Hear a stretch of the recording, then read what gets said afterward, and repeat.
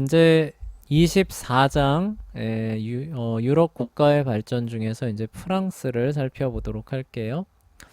우리가 그동안에 살펴봤던 나라들이 기본적으로 유럽이 이제 이렇게 있으면은 이렇게 있으면은 처음에 여기 있는 유럽과 이탈리아가 한 덩이로 많이 엮였었죠. 그쵸? 네, 독일이죠. 그쵸? 독일 쪽 살펴봤었고, 그리고 바다 건너 영국을 살펴봤었죠. 그쵸?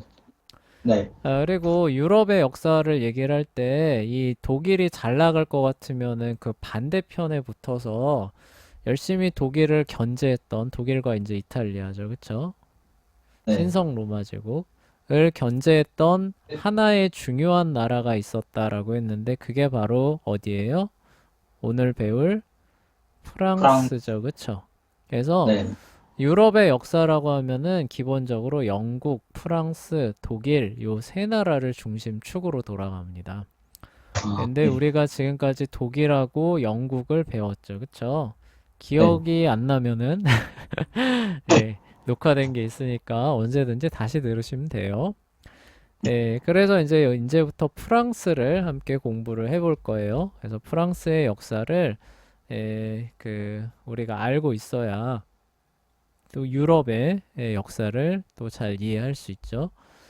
자, 그래서 시계를 조금 뒤로 돌려보겠습니다. 우리가 지난 시간에 그 이야기가 끝났는 거는 그 십자군 원정이 마무리되는 그 시점까지 우리가 진행을 했었는데 이제 프랑스의 이제 역사니까 프랑스 역사에서 이제 그 나름 그쵸? 나름 이제 근대 국가가 태동해가는 이제 그 시점을 이제 요 카페 왕조가 출범을 한 요 이제 그 시점으로 잡습니다. 그러니까 그 이전에는 이제 그 뭐냐 샤를마뉴 있잖아요. 그쵸? 샤를마뉴의 왕국이 프랑크 왕국이 있었고 그게 이제 쪼개지면서 서프랑크 왕국으로 이제 이렇게 진행이 되는데 그거 이제 봉건 시대죠. 그쵸? 봉건 제도였고 이제 그 서프랑크 왕국에서 카롤링거 왕조였는데 그 카롤링거 왕조가 이제 그 단절이 되면서 그 대신에 세운 왕이 위그 카페라고 하는 사람이에요. 위그 카페. 그래서 카페 왕조라고 불리는데 이 카페 왕조를 이제 그 기점으로 해서 프랑스도 우리가 알고 있는 그 중앙 집권형 그 민족 국가가 조금씩 태동하게 됩니다.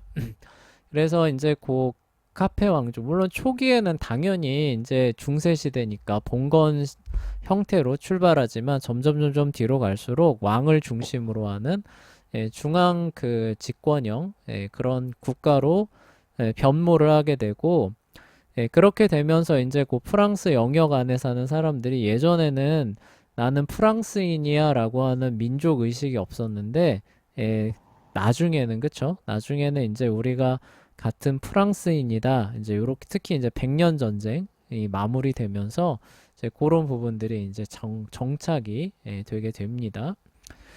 그래서 그 이제 출발점인 카페 왕조가 이제 들어서게 되는 과정인데요. 이 카롤링거 왕조예요. 그러니까 서프랑크 왕국입니다. 샤를마뉴의 왕국이 서프랑크, 중프랑크, 동프랑크로 나눠졌는데 중프랑크는 이제 계승자가 없어가지고 그 삼촌들이 서프랑크하고 동프랑크의 삼촌들이 갈라서 각자 자기 거로 나눠 먹었죠. 그쵸? 네. 기억하시나 모르겠어요. 그 다음에 서프랑크의 카롤링거 왕조들이 계속 이어져 왔었죠. 이어져 왔었고 뭐 오토 대제가 뭐 이렇게 저렇게 뭐 이런 일도 있었고 그러다가 이제 마지막 황제가 있었는데 이 마지막 황제가 그 말 타다가 낙마를 해요. 근데 안타깝게도 낙마해서 세상을 떠납니다. 그러니까 오늘날로 따지면 교통사고가 난 겁니다. 교통사고. 그래서 아, 세상을 떠났는데 안타깝게도 그 자식이 없었을 때예요. 자식이 아, 없었을 때 낙마 사고로 세상을 떠나게 되면서 이제는 이제 그 자녀가 없으니까 이제 귀족들이 이제 왕을 옹립하는 이제 그런 상황으로 가게 됐어요. 예, 그래서 네. 이제 그 누구를 왕으로 옹립할까 이제 요런 거에서 뜻을 모았을 때 이제 위그 카페라고 하는 이 사람을 선출하는데 이 사람이 이제 그 굉장히 그 뭐라고 해야 되나요? 이렇게 굉장히 가문상으로 높은 혈통이에요. 그러니까 굉장히 그 출신이 좋아요.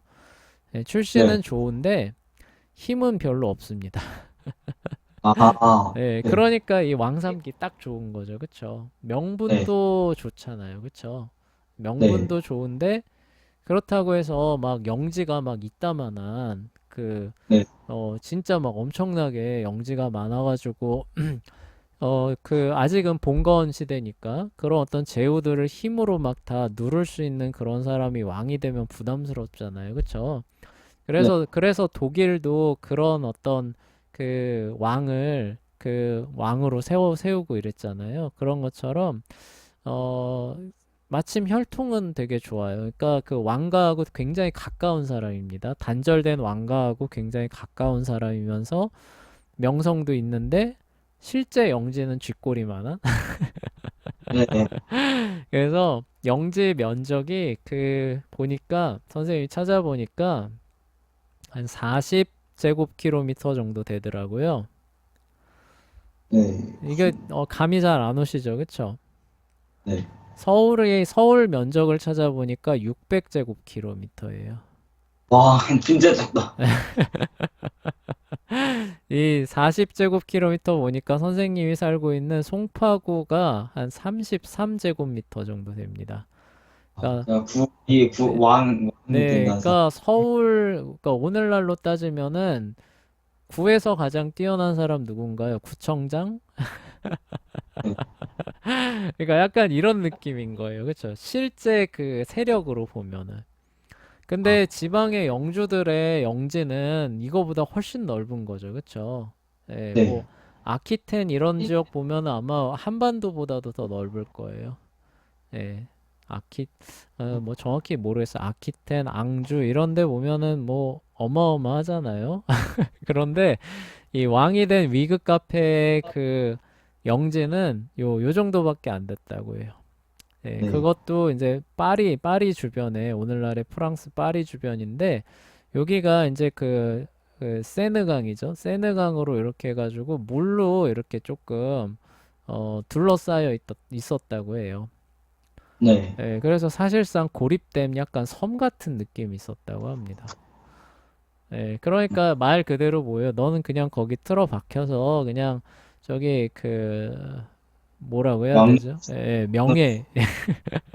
명예와. 예, 그렇죠. 명예를 취하고 그리고 이제 우리 그 귀족들끼리 분쟁이 벌어졌을 때 조금 어른으로서 좀 중재는 해주되 힘으로 우리를 좀 못 누를 것 같은 하지만 혈통은 좋고 명성은 높은 요런 사람을 찾아봤는데 딱 있었던 거죠. 그렇죠?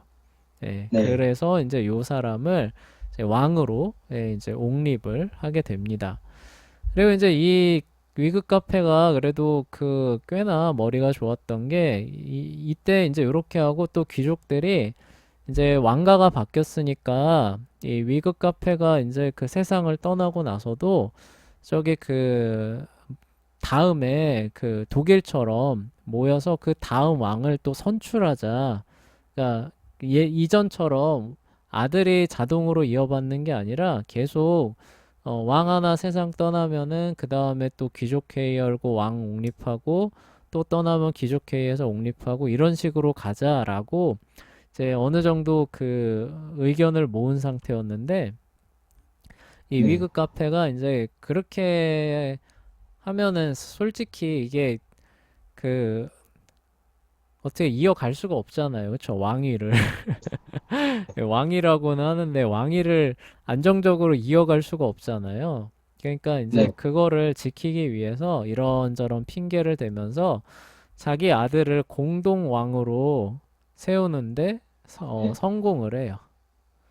네. 예, 그러니까 그 살아 있을 때 자기 아들을 사실상의 그 공동 왕으로 세워가지고 왕위를 후계자. 네, 후계자로서 그러니까 그 왕관을 아들한테 물려주는 그러니까 왕조를 이어가는 거죠. 그쵸? 예, 네. 그런데도 성공을 합니다. 예, 그렇게 해서 1328년까지 이 왕조가 유지돼요. 그러니까 만약에 위급 카페가 여기서 만약에 그 머리를 잘 못 쓰고 귀족들의 파워에 밀렸다. 그러면은 1대 왕은 하겠지만 자기가 떠나고 나서 아들은 왕이 못 될 수도 있는 그런 상황이었던 거예요. 네. 예, 그러니까 그만큼 힘이 없었다라는 그런 얘기죠. 그쵸? 예. 네. 그렇게 이제 시작이 됐죠. 그래서 뭐, 그냥 빌빌빌빌빌 할 것처럼만 보였는데, 이제 루이 6세라고 하는 왕이 이제 등극을 하면서 요게 조금씩 뒤집히기 시작합니다. 그래서 한동안은 이제 겨우 어쨌든 그나마 이거 세습 왕으로서의 지위를 계속 이어갈 수 있는 기반은 이 공동왕이라고 하는 제도를 통해서 겨우 그나마 잡았는데, 근데 아까도 얘기했듯이 영지가 40제곱킬로미터밖에 안 되는데 네. 뭐 그 귀족들하고 뭐 이게 게임이 되겠어요. 그쵸? 그 안- 넓은 프랑스 영지를 갖고 있는 귀족들하고는 이게 게임이 안 되죠. 그래서 저들을 정말 이렇게 그 자기의 권세 아래 무릎을 꿇리고 진짜 왕으로서 프랑스 전역을 통치하는 이런 그 시대는 그러니까 정말 군주가 다스리는 시대는 오지 않을 것처럼 보였는데 요게 이제 조금씩 반전이 있기 시작합니다. 그래서 1108년경부터 이제 요게 이제 본격화돼요. 그러니까 1897년에 이제 요거 위급 카페가 아마 바로 되진 않았고 중간에 한 사람 더 거치는 거로 알고 있는데 굉장히 짧으니까 뭐 네. 거의 뭐 그때로 보시면 돼요. 뭐 조금 뭐 잡아서 뭐 한 990년으로 잡으면은 한 100년인가요? 잠깐만요. 그렇죠. 100년도 넘게 걸린 거죠. 그렇죠. 네. 예, 100년도 넘게 걸려서 조금씩 왕의 그런 권세들이 확장이 되기 시작합니다. 그리고 그 확장을 하게 된 사람이 이제 루이 6세라고 하는 사람인데 이 사람 별명이 루이 더 팻이에요. 팻. 아, 패트가 영어로 지방, 기름이란 뜻이잖아요. 그러니까 네. 살이 많이 쪄서 아, 네. 비만 왕. 비판. 그 나니아 연대기에 그 피터 뭐였지? 더 뭐였더라? 네, 하여간 뭐 해가지고 뭐 더 저스티스 뭐 이런 거 붙잖아요. 그쵸? 예, 네. 근데 이 사람은 더 팻입니다. 예, 아, 돼지 빨리 왕. 참 그 별명 붙이는 것도 참 재밌었죠. 예, 그런데 이 사람이 몸무게는 많이 나갔는데, 이제 이런 중앙 집권이죠. 그쵸? 중앙 네. 집권화된 프랑스가 일어나는데 굉장히 이제 중요한 역할을 한 왕입니다. 그래서 어떻게 이거를 이뤄나갔냐면은 이제 도적과의 전쟁이라고 하는 그 정책을 이제 수행을 해요. 근데 여기서 말하는 도적이라고 하는 부분은 진짜 말 그대로 도적이 아니라 지방의 하급 귀족을 가리키는 얘기입니다. 네. 그러니까 한 40km 갖고 있는데, 40제곱킬로미터 갖고 있는데, 주변에 40까지는 뭐 안 된다고 칩시다. 뭐 한 30, 뭐 20, 뭐 10, 요런 애들이 주변에 많이 있었을까요? 없었을까요? 많이 있지 않았어. 많이 있었죠. 하급 귀족들의 영지들. 네. 그러면은 얘네들은 어떻게 살아갈 것 같아요? 아까 말했던 뭐 아키테닌이 부르고뉴니 이러는 대영주잖아요. 그쵸? 네. 우리나라보다 큰 영토를 갖고 있는 이런 애들 말고 요런 애들 있잖아요. 요 지금 한 40제곱킬로미터 갖고 있는데 요거보다 작은 영지들을 갖고 있는 요런 조그만 귀족들, 하급 귀족들은 어떻게 살았을 것 같아요? 거기서 농사 지으면서. 농사를 안 짓고요. 여기 도적과의 전쟁이라고 나와 있잖아요. 그쵸? 네. 사실상 도적단으로서 살아갑니다. 어떻게요? 어떻게 하냐면요. 여기서 얘기할게요. 얘네들이 하는 거는 뭐냐면은 자기네들 요새 성을 이렇게 축조를 해요. 자기네들 있는 돈으로. 농사를 네. 짓는 게 아니라. 그 다음에 어떻게 돼요? 옆에 있는 요 그 하급 그 마을들을 보니까 이런 성이 없는 거예요. 그럼 네. 어떻게 가요? 가서 공격을 해서 텁니다. 네. 그런데 여기를 지킬 수 있는 힘은 없죠. 그러니까 어떻게 해요? 다시 돌아와가지고 여기에서 털어놓은 것을 가지고 먹고 사는 이런 삶을 사는 거예요. 근데 10짜리가 20짜리를 치기는 어려웠겠죠. 그쵸? 뭐 조금 네. 더 적은 애들 위주로 이렇게 치는 얘네들은 또 이렇게 치고 뭐 이렇게 치고 아, 예, 요런 식으로 살아가던 게 이제 지방 하급 귀족들의 삶이었어요. 그래서 네. 사실상 도적단이랑 거의 다를 바가 없었습니다. 그래서 그들은 군사를 이끌고 보호시설이 없는 이거 성벽 얘기하는 거예요. 성이 없는 마을을 기습 공격한 뒤에 노량물을 챙겨서 튼튼한 성이 있는 자기 영지로 되돌아오고 나는 이거를 주 수입원으로 삼는 예, 그런 사람들이 이제 지방의 하급 귀족들이에요. 귀족들. 그러니까 뭐 네. 기사들을 얘기를 하는 거죠. 그러니까 이 왕 입장에서는 뭐 아까 말했던 대영주한테는 이제 저기 뭐냐 하진 못하겠지만 요런 애들이 사실상 약탈 다니는 부분에 있어서는 어떻게 한다는 거예요? 이 왕이 자기 군사를 가지고 본때를 보여줄 수 있을 정도의 힘은 되겠죠. 그쵸?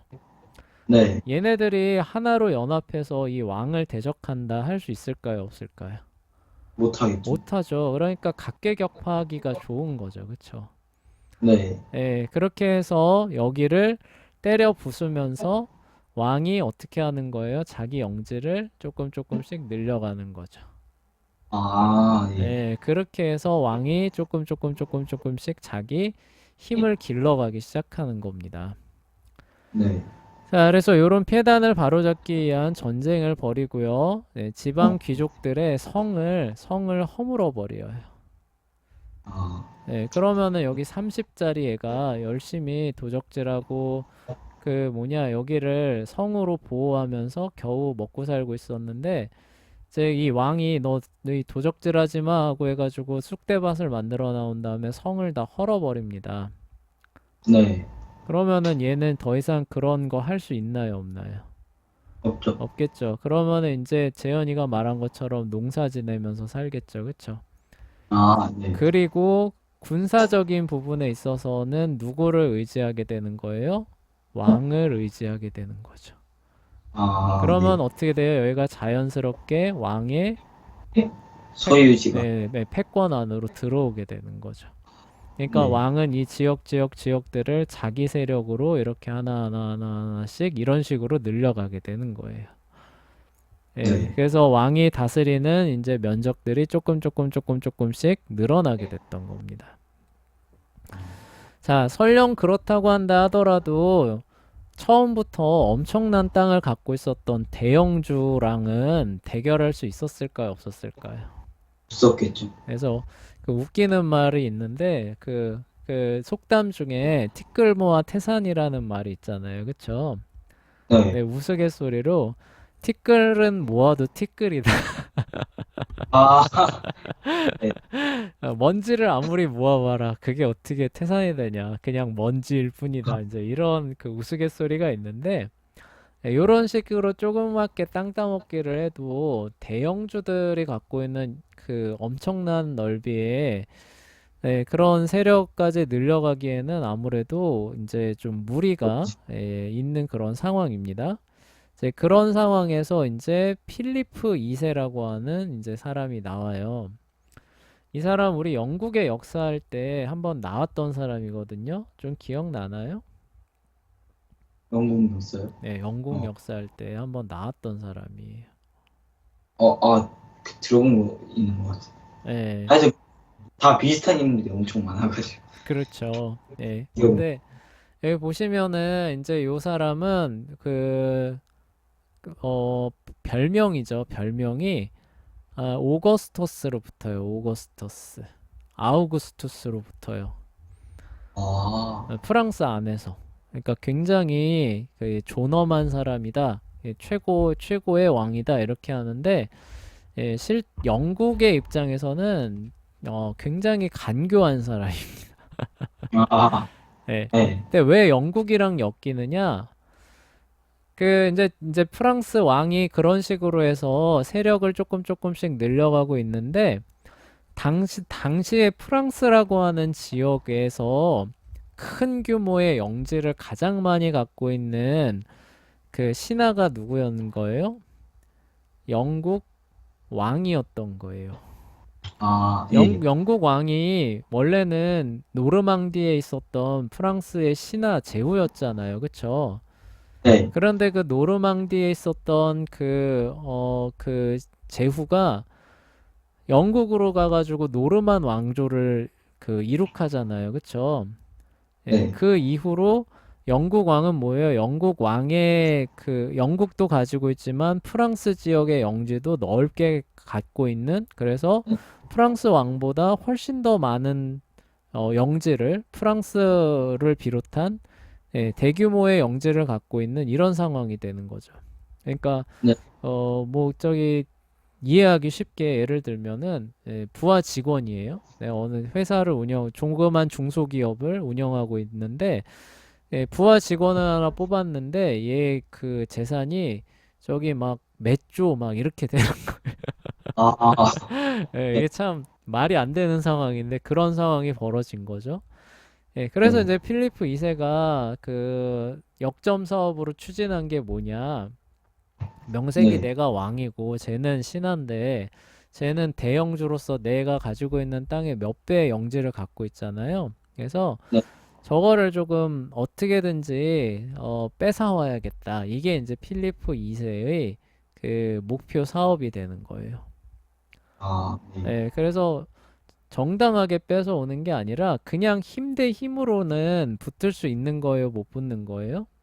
그렇죠. 못 붙죠, 그쵸? 그러니까 아무리 조각조각을 붙였어도 이따만한 그 노른자위를 여러 개 갖고 있는 사람한테는 정면 대결을 못 합니다.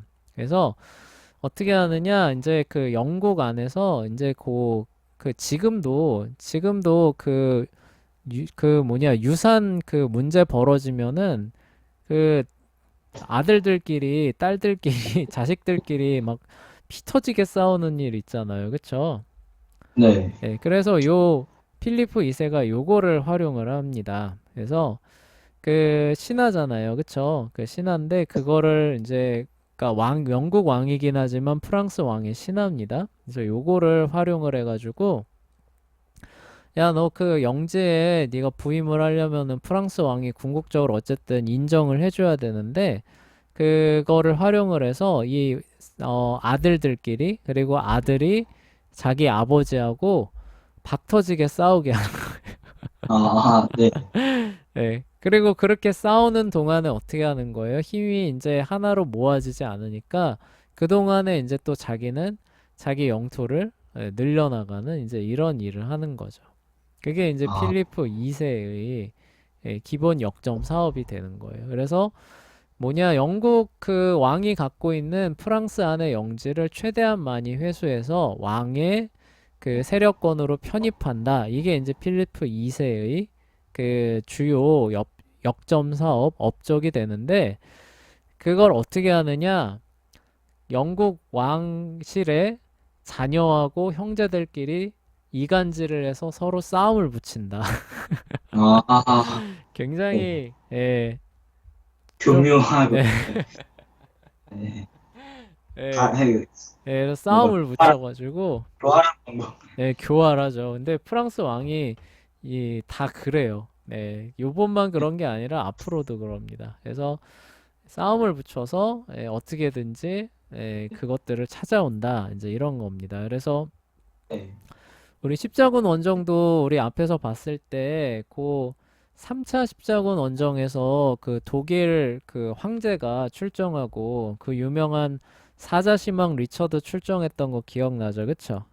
네, 그래서 살라딘하고 1대1로 싸웠는데 그때 프랑스 왕도 출정을 했었다는 거 기억나시죠? 그쵸? 네, 기억나요. 그 출정했던 왕이 필리프 2세예요. 아, 근데 그러니까 리처드하고 같이 출정했다가 어, 그냥 중간에 돌아와 버립니다.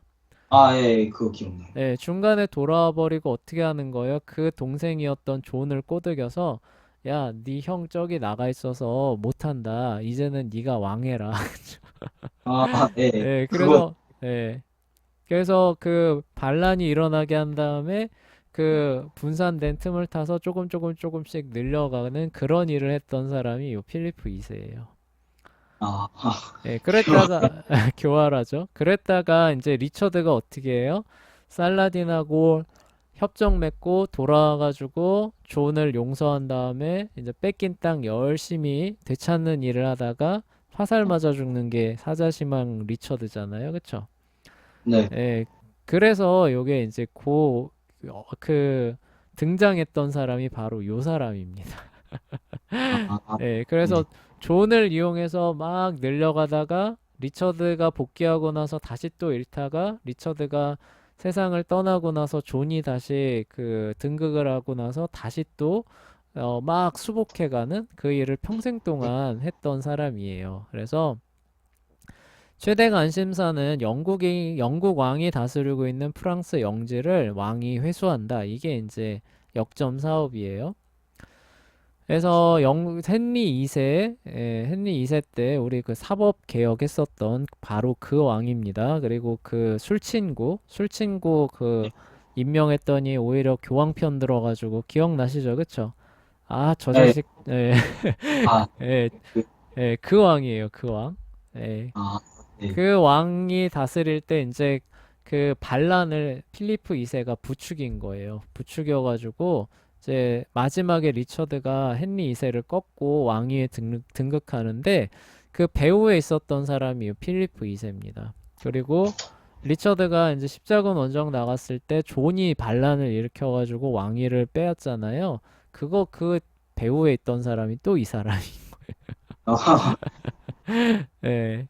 그리고 이제 존이 왕위에 등극하고 나서는 이제 힘으로 밀어붙여서 많이 이제 빼앗아 오죠. 그래서 존이 그 별명이, 그러니까 리처드 같은 경우는 라이언 하트잖아요.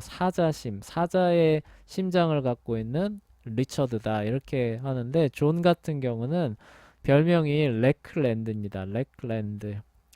땅을 잃어버린 왕. 그쵸? 예, 땅이 아, 부족한 왕 해서 이제 붙게 되는 것이고 재밌는 게 그 영국 왕가에서는 이때 이후로 존이라고 이름을 갖고 있는 왕이 등극을 안 해요.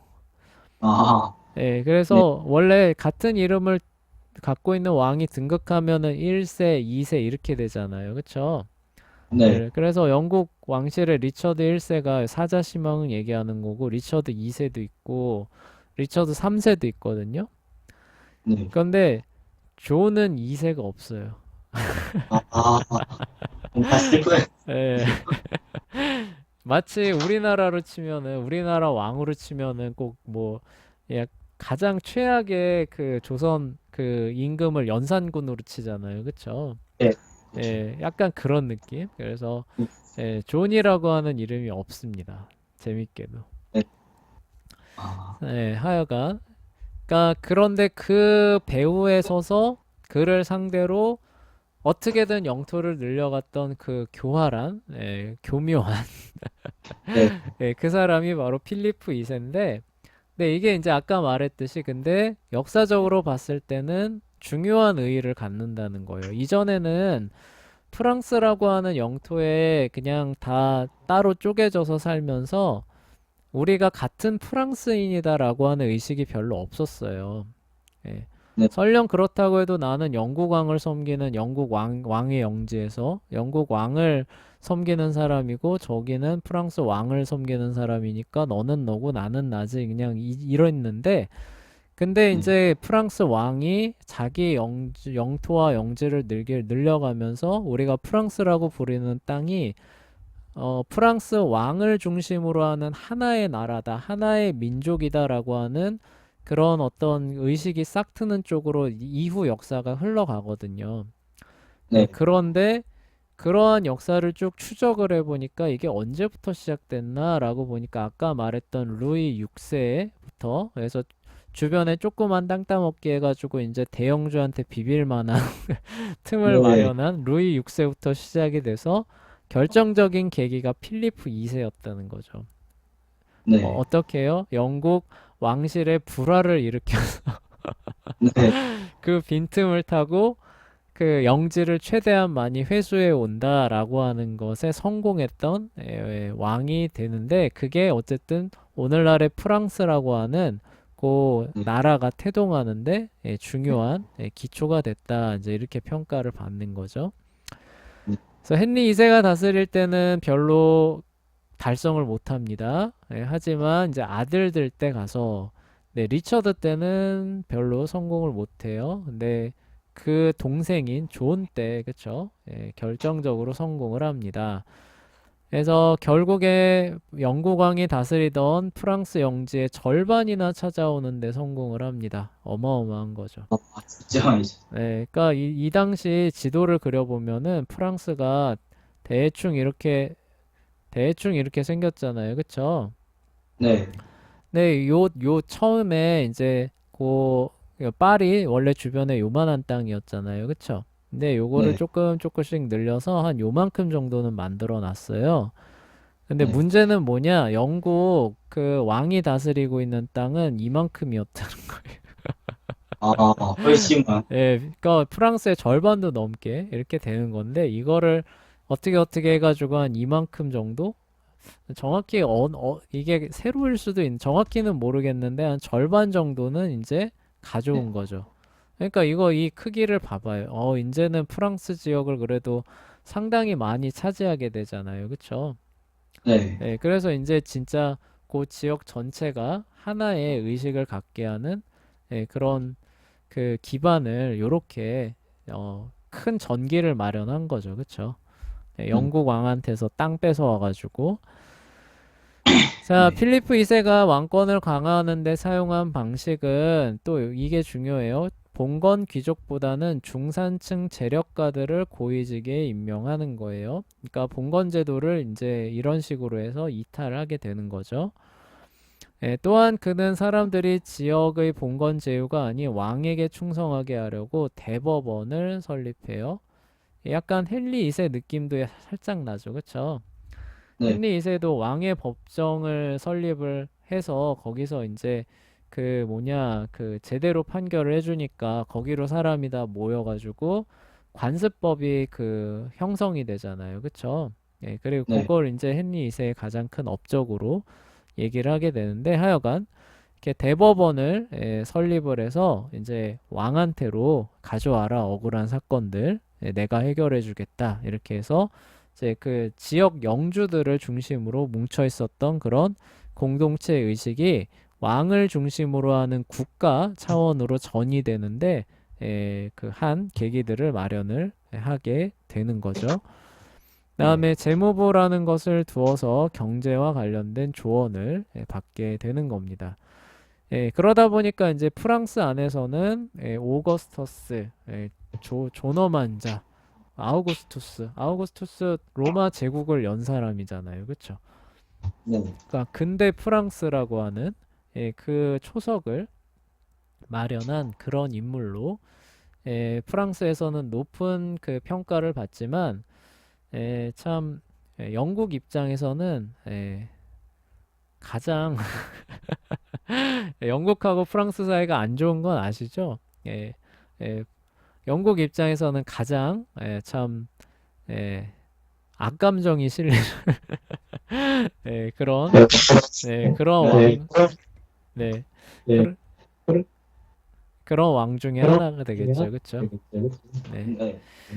자, 그래요. 오늘은 이제 여기까지 해보고요. 다음 시간에 이제 그 다음 왕인 루이 9세예요. 그래서 우리가 세인트 루이스라고 하는 거 들어봤을지 모르겠어요. 미국 프로야구 팀에 뭐 세인트 루이스라고 하는 데가 있는데 왜 그 루이스 앞에 루이스가 루이거든요. 그 프랑스어로는 루이고 그 영국식으로 읽으면 루이스예요. 근데 그, 세인트가 성인이란 뜻 아니에요? 예, 성인이란 뜻이에요. 근데 왜 루이라고 하는 거 앞에 세인트가 왜 붙나라고 하는 의문이 있을 수 있는데 선생님은 그랬거든요. 도대체 왜 여기엔 세인트가 붙나라고 했더니 이 사람을 가리키는 말이에요. 근데 이 사람을 가리키는 그 거의 이제 고유 명사격으로 씁니다. 그러니까 루이 9세라기보다는 그냥 세인 루이스, 생 루이, 그쵸? 프랑스어로 하면은 그래서 성인 왕, 성왕 이제 이렇게 불리는 왕이 있는데 그 왕은 다음 시간에 함께 살펴보도록 할게요.